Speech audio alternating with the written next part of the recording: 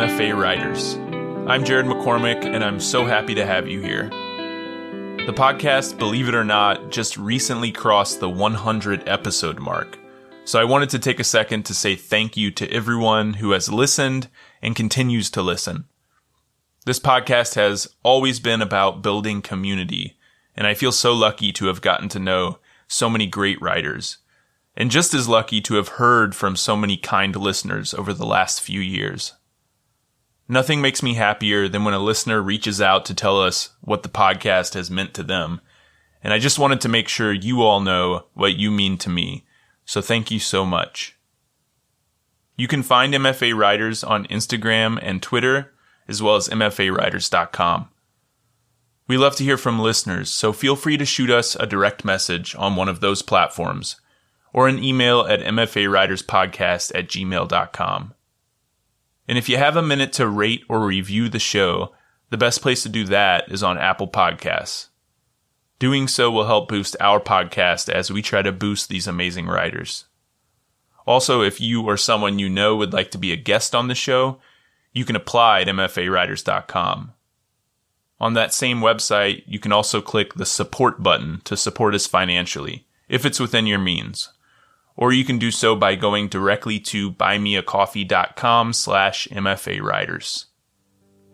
Finally, as always, thank you for listening, and we hope you enjoyed the episode.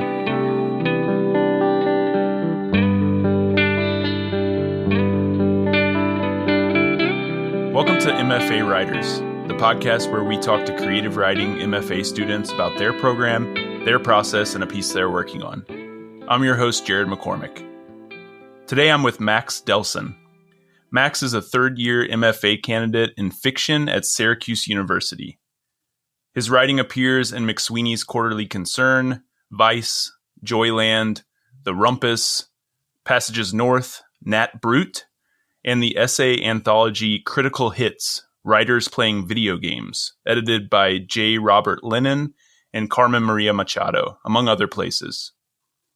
He has been awarded fellowships and residencies from the Saltonstall Foundation for the Arts, Mineral School, and Hugo House, and has been nominated for the Pushcart Prize 3 times. His debut short story collection, Crawl, is forthcoming in fall 2025 from Grey Wolf Press. Today, Max has brought an excerpt from a short story to read for us. Thank you so much, Jared. I'm really excited to be here.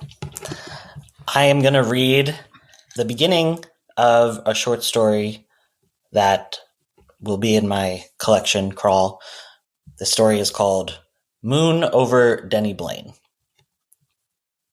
People called it a beach, but it wasn't. People called it paradise, but baby, it wasn't. It was a public park shoved against a lake. 3 levels. Green grass, yellow grass, and dirty dirt sand.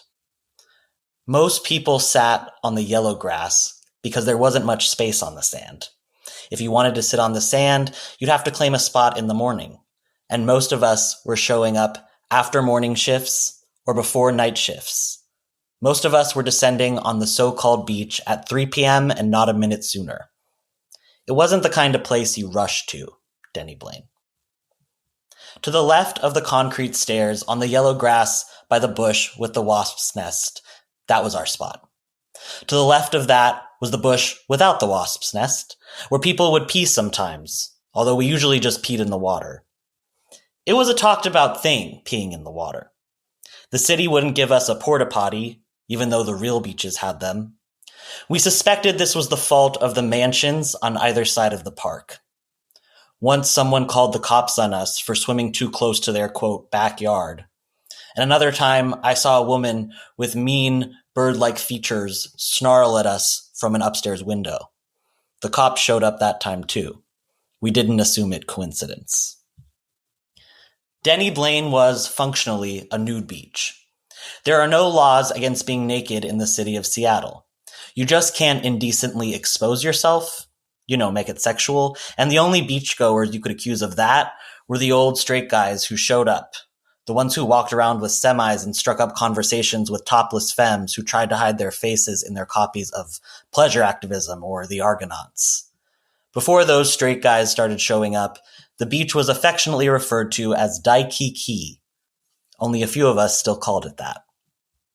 Most of the folks showing up at Denny Blaine were queer, but there were more and more straight people showing up every day. It was a problem. The park was a shithole, yes, but it was our shithole. We had to protect it. There was real pride in bringing a new queer to Denny Blaine. You'd wade naked in the blank blue water, chug warm cans of PBR, and ignore the Bellevue skyline for that wholly hallucinatory vision of Mount Rainier. You'd tell them, hey, this isn't a safe space. This isn't everything we deserve. This doesn't even have a bathroom you can use, but it's something. Something the gay bars with their cover charges and their corporate-backed drag shows can't give us. We can all just be here together. We can all finally be alone. The most crowded, batshit day to go to Denny Blaine was Pride Sunday. I'd argue it was also the best day of the year to go to Denny Blaine because that day, more than any other, it attracted a particular kind of queer.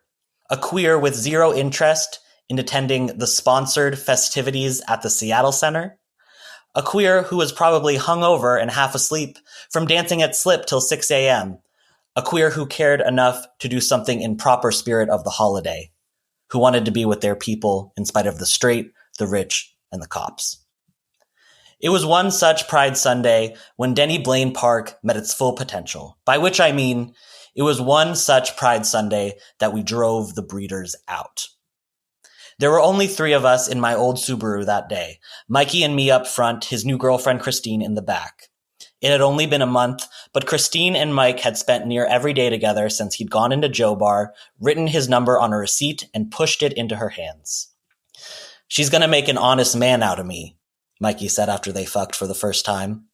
The next week, he posted a picture of Christine eating pancakes at Beth's Diner with the caption, "Stop me before I marry this binge." As we turned on to Lake Washington Drive, I saw Mikey hook his hand behind the passenger seat to reach for Christine's knee. I watched in the rear view as she felt him there, then smiled and rolled down the window. The wind caught her thick brown hair, pushing past her head like a dark flag. "Turn up the music," she said, and Charlie XCX wailed, "I just want to go back to 1999. We twisted and turned our way through the fir trees. There was something different about the trees on the route to Denny Blaine, a jumble of light and leaves so dense that the city behind you seemed to disappear.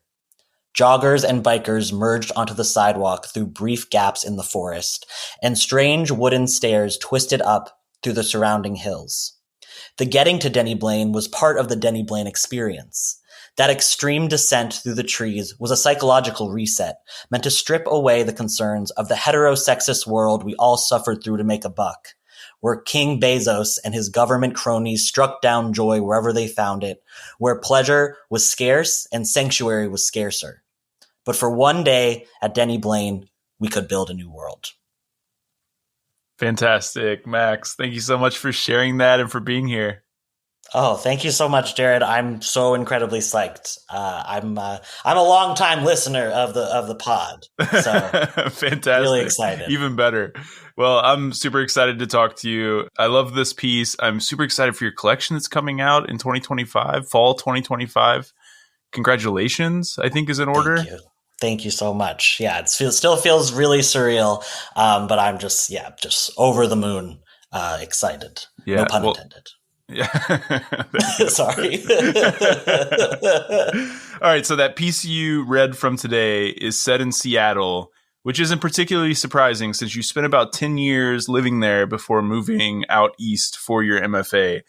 I get the sense from the bit we've talked and from the work of yours that I've read that Seattle holds a special place in your heart. So tell us about the city and what it is about the place that you find so inspiring to your writing. Yeah, absolutely. I lived in Seattle for 10 years. I got there in 2011 to go to college. And I was so excited to go to, quote unquote, a real city. I grew up in kind of the suburbs of Los Angeles.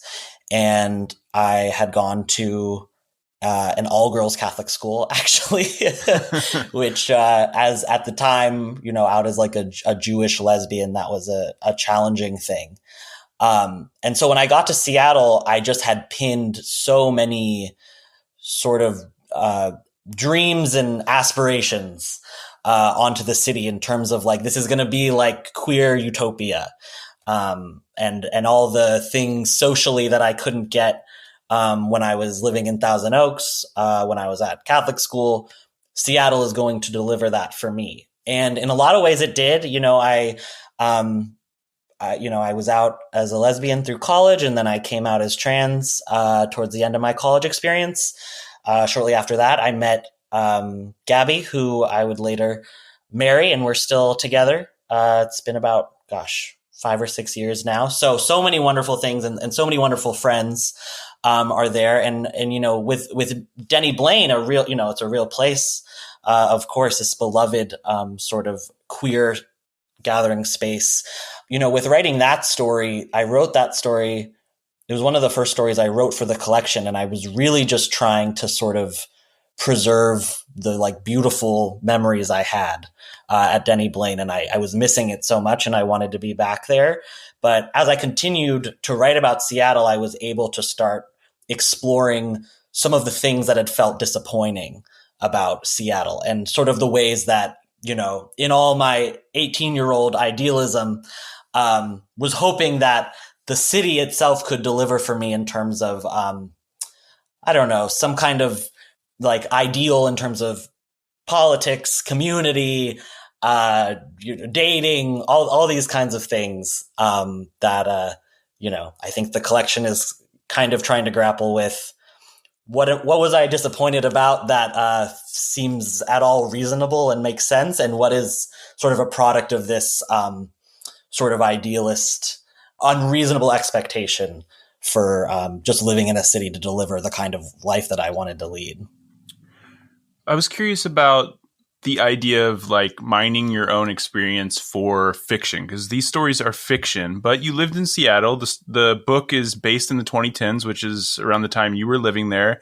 Like you said, this place that you wrote about in this story is a real place. So I imagine you're pulling from some experiences. You're pulling from that feeling of disappointment that you had.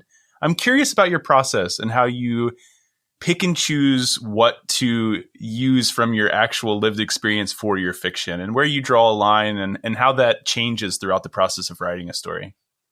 Yeah, it's I'm a really big autofiction fan, and I would situate my work adjacent to the autofiction tradition. I don't, my characters are not all named Max Delsohn, but yeah. They are trans guys who are 20-something white Jewish guys for the most part that are running around and trying to figure stuff out. And I think because Seattle, all of the stories take place in Seattle or near Seattle in the collection. So that's the premise that I was operating under. And so I often started with place for a lot of these stories. For Denny Blaine, I really just wanted to be back there. And you can only really write, in that story, I really let myself wax poetic about the landscape for a while. But at a certain point, you need characters, or right. Something's got to happen. And that stuff is, that is typically fictionalized quite a bit. I sort of came to creative writing in general through creative nonfiction and writing essays. And something that I really love about fiction, and part of why I think I've invested in the genre of fiction in a way I haven't invested in other genres of writing, is because I have the space to invent.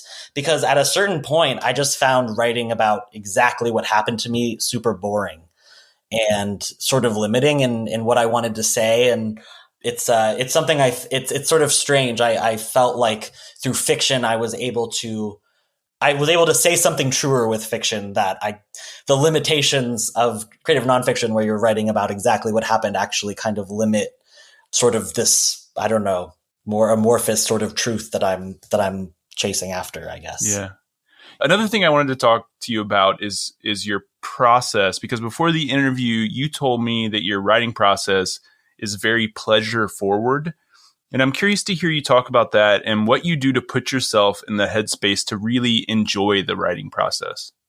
Yeah, I feel like in my time in the Syracuse MFA, I've gotten sort of especially radical about this.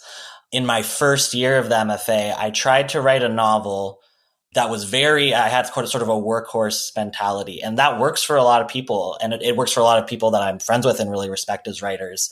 I learned through trying to write that novel that it does not work for me.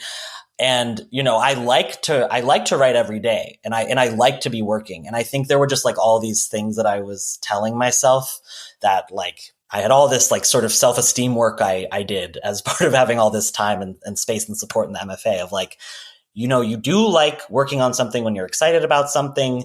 And so what would it look like if you let yourself write when you feel like writing and take a break when you need to take a break? And I was so scared to even let myself do that for so long. I was so scared that I would take a week off and never write again. But what actually happened is I take a week off and then I'm like ready to go back to the page. And I think too, like now I'm working on a novel that I'm having a lot of fun writing, and I plan to keep working on it. And even in the moment of writing, the second I start to feel bored or stiff, I just stop. And I'm just like, what is like the have to voice saying right now? And how can I just not do that? And 9 times out of 10, I don't need to be writing that thing that I didn't want to be writing. I mean, my work, I do get a lot of pleasure out of it, even if I'm writing something, kind of dark and upsetting. I want to write something, I feel like I'm always checking in with myself. Like, would I sit down and read this and like really be like, wow, this rocks? Because there's so many writers and fiction writers and all kinds of writers where I'm like, gosh, I'm going to read that book again because it's just such a delight to read it. And you can just feel in the prose how much energy and just exuberance is there. And so there's like so many things. Like I don't always do this, but sometimes I'll be like, I'm going to drink 3 cups of coffee. That's what I would like to do. I really just feel in the mood. Sometimes I will just like get a bunch of donuts and just have them on the table and just I like this process.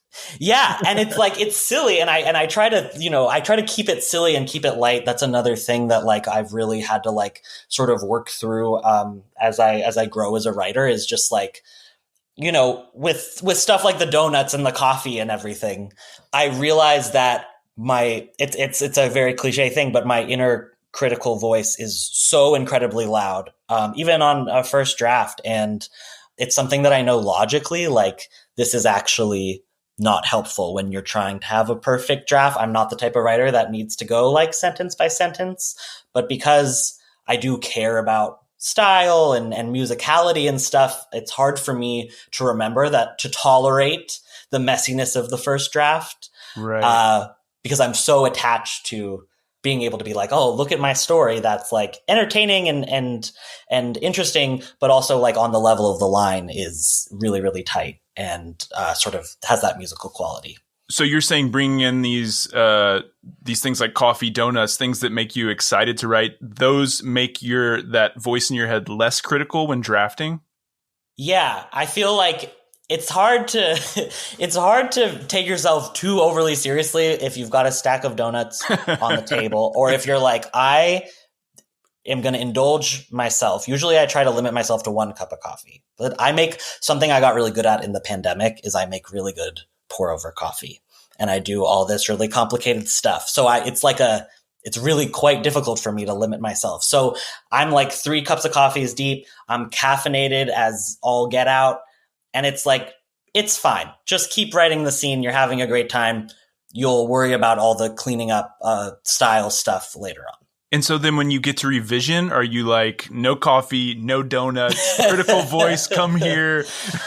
Yeah, I do have to say. And interestingly, I think part of the reason why I do this sort of like pleasure forward, especially with my first drafts, is because actually I would say the first drafts are like fairly often like my least favorite part of working on a project. I really, really love revision. And I need no plying. I need no sort of, I'm always just like delighted to get in there with a piece of writing and just figure out how to really make it sing. That's what I really love, and what I really look forward to. And it's part of why it's been a sort of unique challenge to work on a novel that I plan to keep working on and that I'm excited about. Whereas the other one I tried to write, that was just like, doing the workhorse thing. I abandoned it after 20,000 words because I was just like, I hate doing this. The writing itself is bad. But with the novel, it's like, I just got to produce a bunch of words. And I really had to work on the first 50 pages of this novel are gorgeous. And I've had to really force myself to go beyond that, and just write it, because if you keep just, tinkering like I like to do over and over, that's fun, but I'm not getting as far as quickly as I would like. So. Right. Okay. Well, speaking of joyful practices, when you were living in Seattle, you actually worked as a stand-up comedian for 5 years before applying to MFA programs. In what ways do you think that background in comedy has influenced your writing process and writing style? Yeah, I, really loved doing stand-up when I was doing it. And I love stand-up as sort of, just the genre of stand-up. And all my classes that I teach for Syracuse are all about the rhetorics of stand-up comedy. So I think a lot about, what a good stand-up comedian does to draw us in. And what I really got sort of obsessive about, and I got a lot of pleasure out of being very obsessive about this, is just like it's not even like each word. It's almost like even breath when you're on stage, like every little thing matters. The audience, you're up there with a spotlight. The audience is seeing every little thing that you do, every little moment, every little aspect of what you're doing up there is potential to bring them in, make them laugh. So I think that's part of why I take the line stuff so seriously. And I really hate to have a sentence that feels tonally off or sort of rhythmically off. Because I just feel like with stand up, you start with doing these short sets and then you build up to doing longer sets. And especially when you're first starting out, I only did 5 years is nothing in stand-up world. I was a little tiny baby, in terms of being a stand-up. So I spent a lot of time. You really need to prove yourself in 3 to 5 minute, 10 minute, whatever sets, 15. And those you have to crush the entire time if you want to make an impression, because there's, everybody's out there. Everybody is grinding. Not unlike literary writers in our way. So you really have to stand out, and you have to like really take it super seriously, right, to get people to pay attention to you. Okay. So you put in those 5 years. What made you want to turn your attention away from stand-up comedy to prose and look into MFA programs? I actually, for my undergraduate degree, it was English/creative writing. So I always was interested in writing, and I didn't really see how I could study anything else. I didn't really feel interested in anything else. And then after college, I was like, okay, well, that was fun. Seems like I just get a job now. I don't know. There's all these memes about how you have an English major and now you work as a barista or whatever.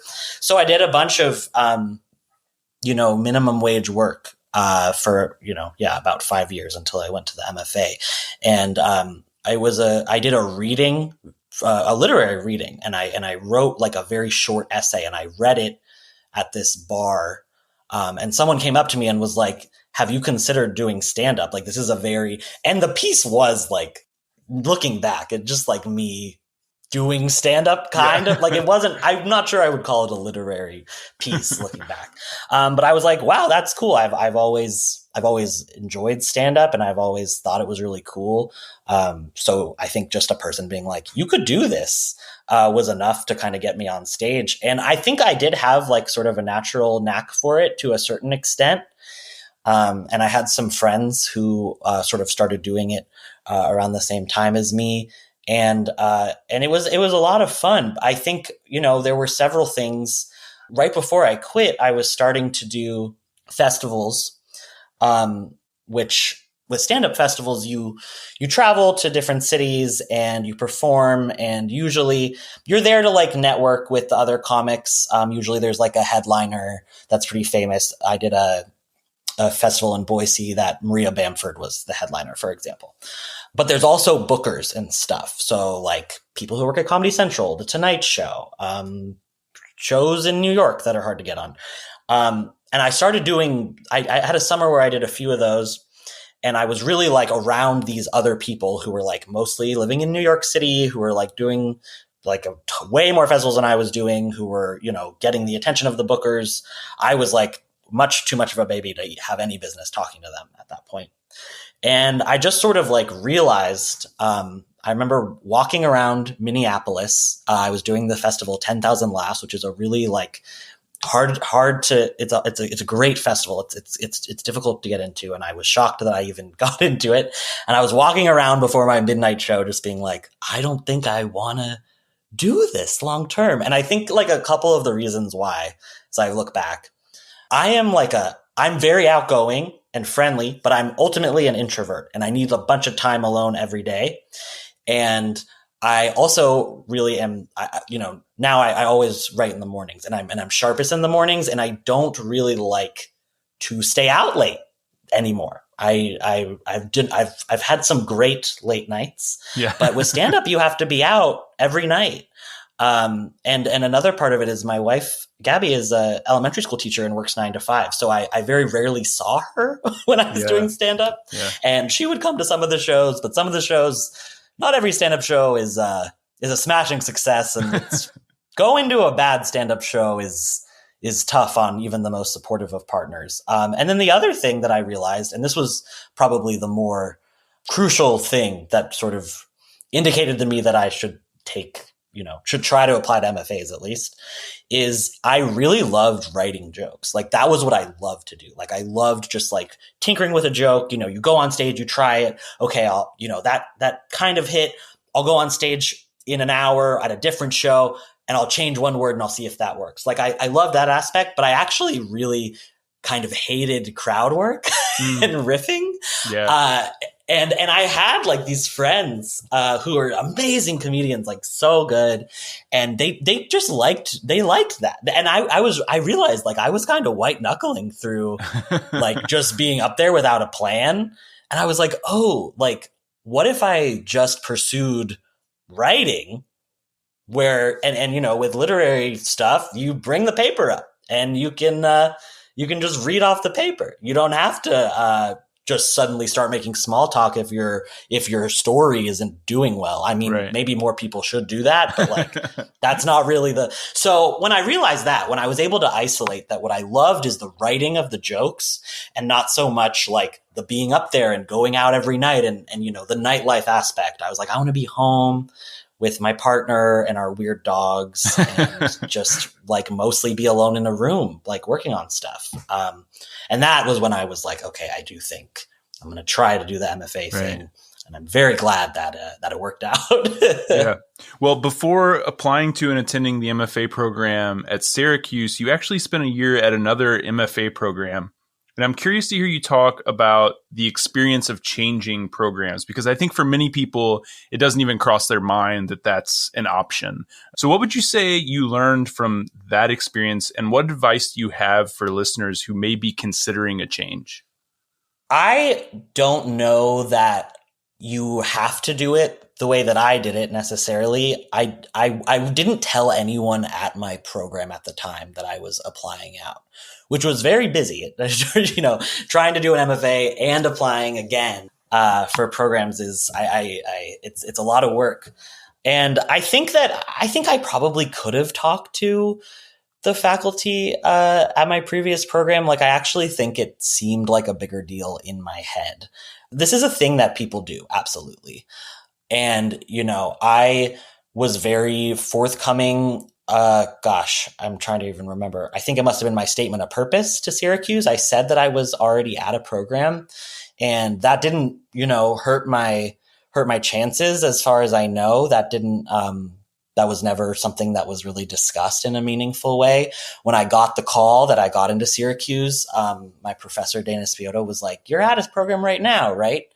And I was like, "Yes." So it wasn't like an issue. And when I left Ohio State, I was so nervous about telling the faculty, and they were really, really nice.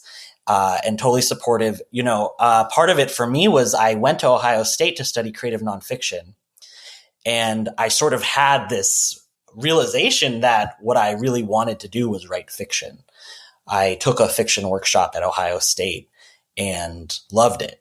And I realized that the reason why I wasn't writing fiction was just I had all these like weird sort of like voices in my head telling me that I couldn't, or that like I wasn't smart enough, or something, like I don't even know, just some kind of negative self-talk that, something that I think is such a luxury of the MFA is just all the time away from having to worry about, work. That was definitely it for me. I had been working full-time, minimum wage since college, and I felt like I had all this time and was able to get in touch with things that I wanted and thought that I wasn't able to do when I was, working 40 hours a week between like 3 different doorman jobs, So I was changing my concentration, which I think I felt like it was easier for me to talk about it, I guess, to other people, because I was like, oh, I'm,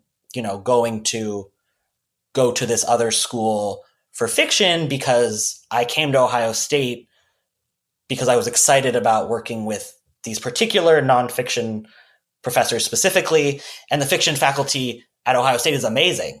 But I was like, now that I'm kind of, getting a sense of like what, I'm sort of interested in as a fiction writer, I'm just going to see what else is out there. And the other thing is my partner and I were not super happy in Columbus, and that was part of it too. So we applied. We sort of made the list of places to apply together. My partner is very, very attached to nature, and especially like trees and water. And it was very challenging for both of us, having come from Seattle, where there's all this natural beauty, to go to Ohio, where it's just a totally different landscape.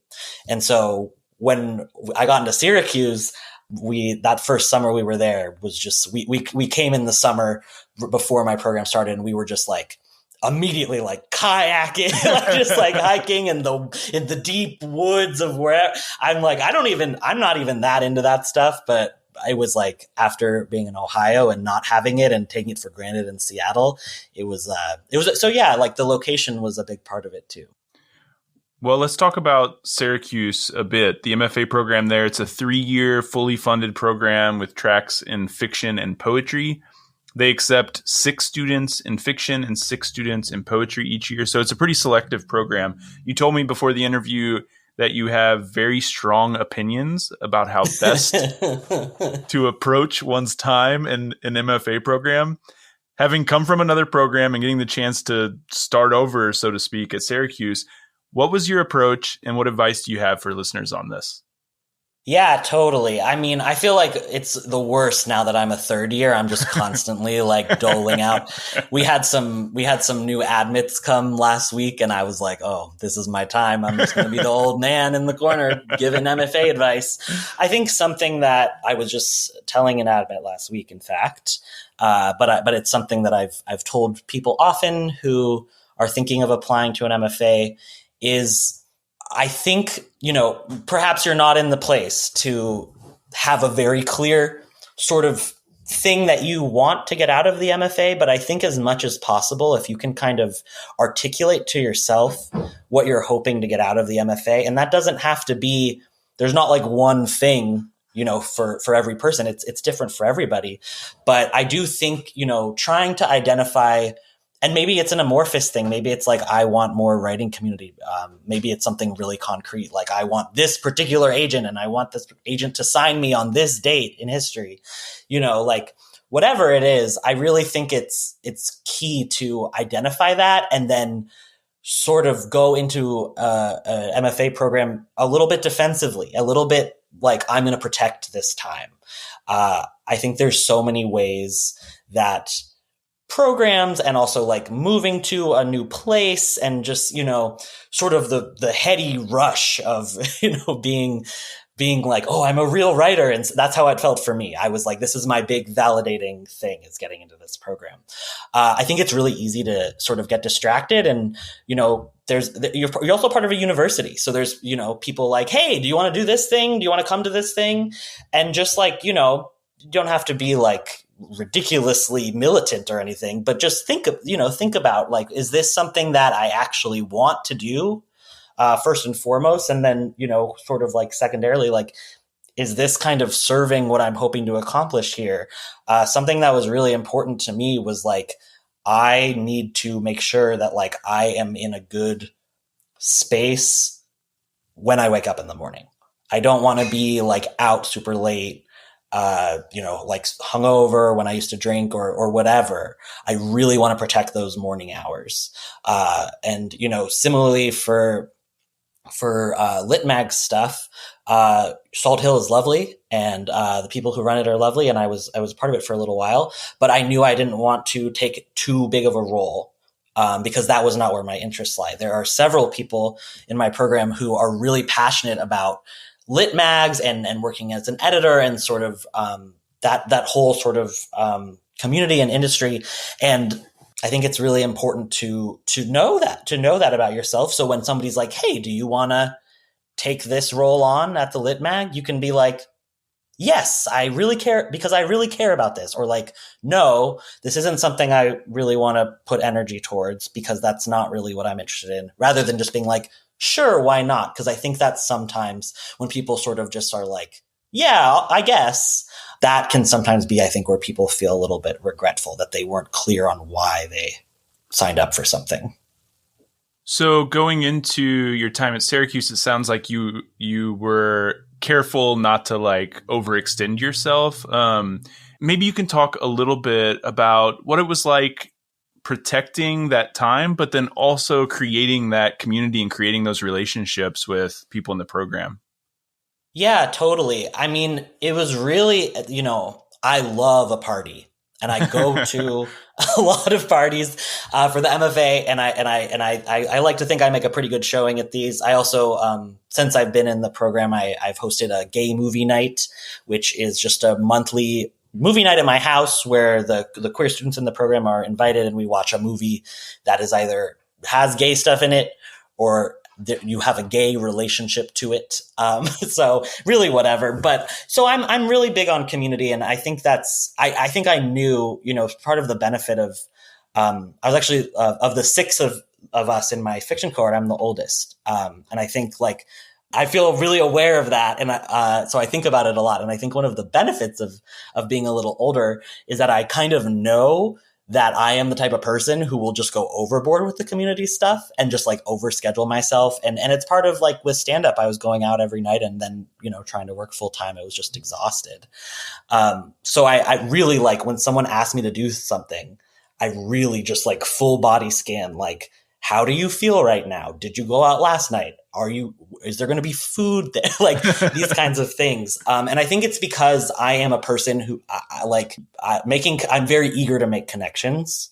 So my work for myself was more like, you don't need to go to everything. Whereas I think there are other people that I'm friends with in my program even now who are like, it's hard for me to go and do that.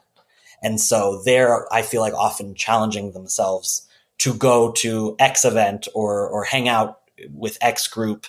And it's just, yeah.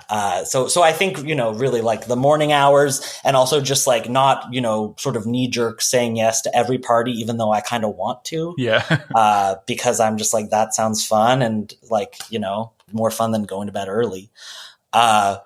Workshop isn't required every semester at Syracuse, which was different. At Ohio State, I believe workshop was required every semester. So this, and I haven't always taken workshop, and I did find when I didn't have like deadlines of work, it was a little harder to sort of be like, okay, protect that time. I really like in a lot of ways I build my MFA days around that morning chunk of writing, and then everything else I try my best to keep secondary, to varying results depending on the day. Well, I also want to talk a bit about building relationships with professors, because the faculty at Syracuse is a big draw. They have some great writers that are working there, including a couple of my favorites, Mary Karr and George Saunders. What's it been like working with the faculty at Syracuse? Do you feel like you've gotten some mentorship and able to like foster some good relationships with the faculty there? Yeah, absolutely. I keep joking to my friends. I'm getting ready to go on the Syracuse MFA propaganda tour because I just like I can't. I was so overwhelmed and just I've been so happy with the faculty relationships. And yeah, I mean it's a school where you've got some of the big names, and it's a little intimidating, but everyone has been so incredibly supportive, and I couldn't believe just the sort of extent of like the generosity and just like really being in it with me, particularly the fiction faculty and everyone on the fiction faculty, including George, especially when I was querying and on submission, which was I believe I'm the only one in the program with an agent right now. And it was a little bit of an isolating experience among, the other students in the program, of course. So it was just like incredible to feel like I could talk to the faculty so often about industry stuff, but also craft stuff. And just like, it was just like very human, just like lovely conversations where I didn't feel it just felt really like they genuinely want me to succeed. And yeah, and then it's like, I've read all their books and I think they're all brilliant. I mean, like, it's really like an embarrassment of riches, the faculty. So yeah, it's totally a dream. And people are like, oh, you go to Syracuse, isn't that so cool? And I'm like, yeah, There is. Have to say. So what have been some of your favorite classes that you've taken at Syracuse? Oh man, I really have. I'm auditing a class right now, even though I don't need to take any classes, just because I love the classes so much. I really love workshop. I just like, I mean, and now that it's like, I did a year at Ohio State, did 3 years at Syracuse, 4 years MFA. Now I'm like, maybe I have had enough workshop, but throughout my time in the program, I've loved workshop. I just like, I love the like, I mean, it's high stakes compared to, some of the other classes where you're not like sharing work.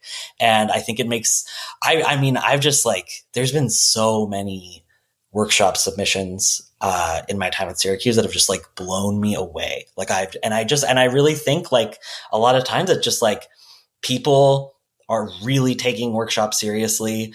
The teachers are really taking workshops seriously. And it's just like a super energizing, sort of like delightfully challenging environment.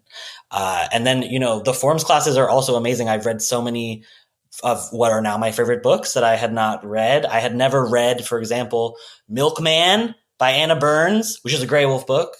Not to brag, but Chanel Ben's forms class that I took in my fall first year. I had never read it, and I read it, and I was like, "This is everything I've ever wanted in a novel, basically." So yeah, I mean, it's just I've taken so many classes, and I've taken classes on the English PhD side too. I took a critical theory class, and it was really hard, but I love that as well, I guess. And it's like it's a community space. I love that stuff. So yeah. Okay, so as I mentioned earlier, Syracuse is a fully funded program, meaning every student gets tuition remission and a stipend. If the website is correct, the stipend at Syracuse is $20,000 per year. At Syracuse, students must teach in exchange for the funding, but it seems you only teach in your second and third year in the program. Is that correct? Yeah, and we during my time in the program, we formed a graduate student union. Graduate student worker union, which is so cool. So we have actually won for next year, $24K. All right.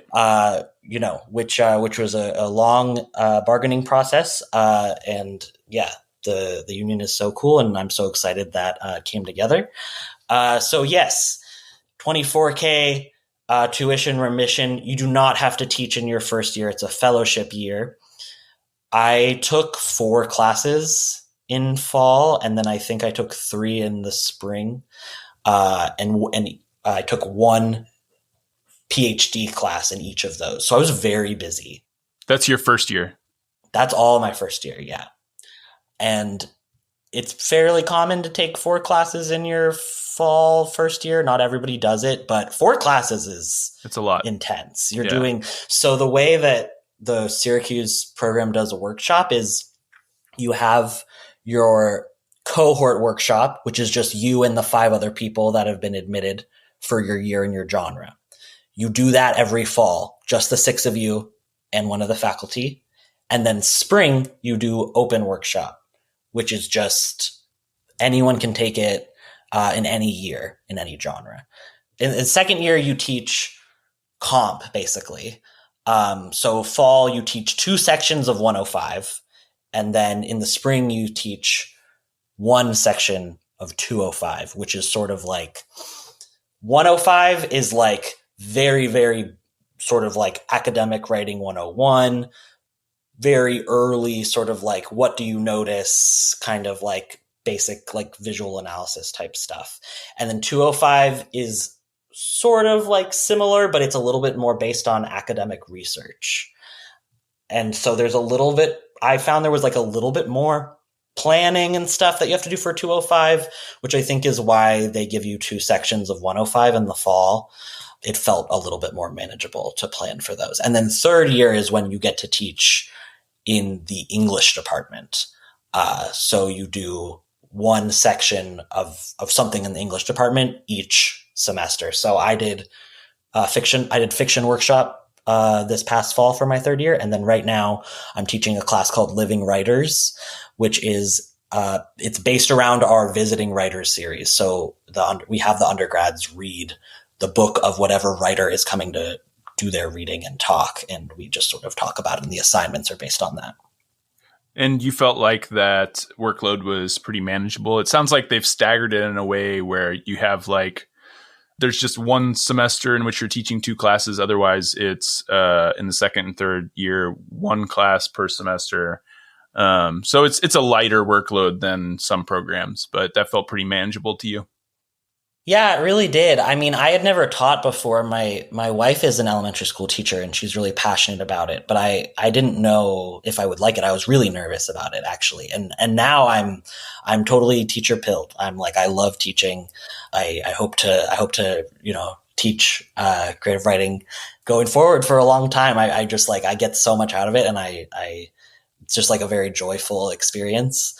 And honestly, I mean, I wrote so much of my collection in my second year, and I was busy. I was, it's definitely like an adjustment going from the fellowship year to the second year, where you're teaching 2 classes in the fall, and then you're also taking one of those classes that sort of like teach you how to teach, more or less. But like, it didn't keep me from writing some of the best stories I've written, I think, were in my second year. And I think like, it's enough where you feel like a little bit of pressure on your schedule, but not so much that you're like not writing. That was not my experience personally. And I think, not everybody likes teaching as much as I do, for sure. So, your mileage may vary there, but I do think for the most part, it's pretty manageable for people. Yeah. And you mentioned earlier that when you moved to Syracuse, you were really excited about living there.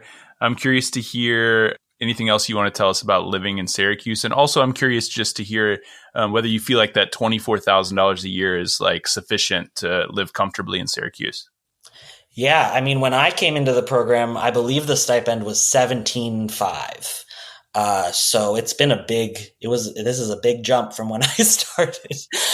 Yeah. I mean, it's tough. I mean, I have a partner who's teaching elementary school full time, which is not a super high paying position, but the joint income is meaningful.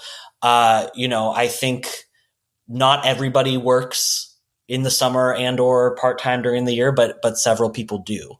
I think for me, coming from Seattle, the cost of living is so high there, and the rent is really, really high in Seattle now. So that was awesome. Like, I did feel like the rent And for me, like my partner and I, we don't even live like in the university district, and we don't have roommates. So I think it does depend. I mean, you can get a room like for pretty cheap here if you have roommates, if you're willing to do that. And a lot of people here do. So yeah. And I mean, Syracuse itself, it's not like there's not a ton of like nightlife. And part of the reason why I started the gay movie night is because the queer scene and I mean, the trans scene is very, very minimal in Syracuse. And that's been really hard, especially for, I'm so into community stuff and especially queer and especially trans community. So it is an adjustment and it's really hard, but I will say there's so many amazing queer and trans writers that I've met in the program.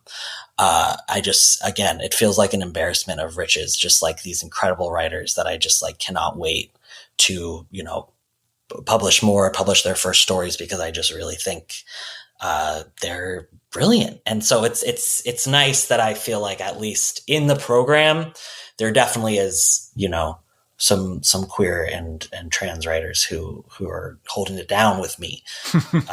But yeah, the natural beauty is big here. I got really into birds when I moved here. I literally my wife and I will wake up at like 5 a.m. and drive an hour to this like bird preserve and just look at birds. It's ridiculous. I'm like, when I was 20, I was like doing Molly 72 hours awake. Like, it's just like, I'm looking at like a barn swallow. Like, what is this? But I love it. I'm so into it. So, that's the kind of thing, Syracuse. And like, I talked to my neighbor and he's like, oh, I had a cedar waxwing in my yard the other day.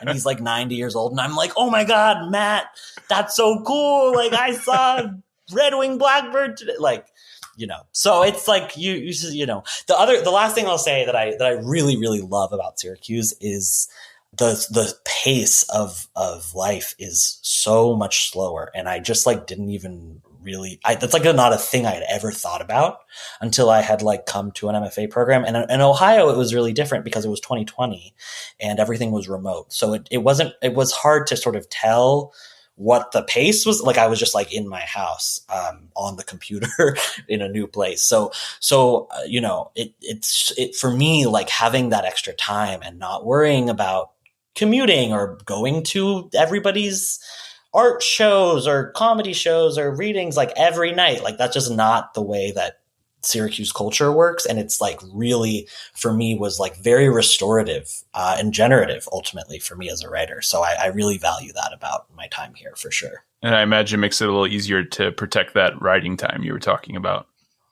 Yes, there's no early morning raves that are just like, oh my gosh, if I miss this, I'll be culturally irrelevant forever. No, I'm very, it hasn't been too much of a struggle to protect those precious morning hours.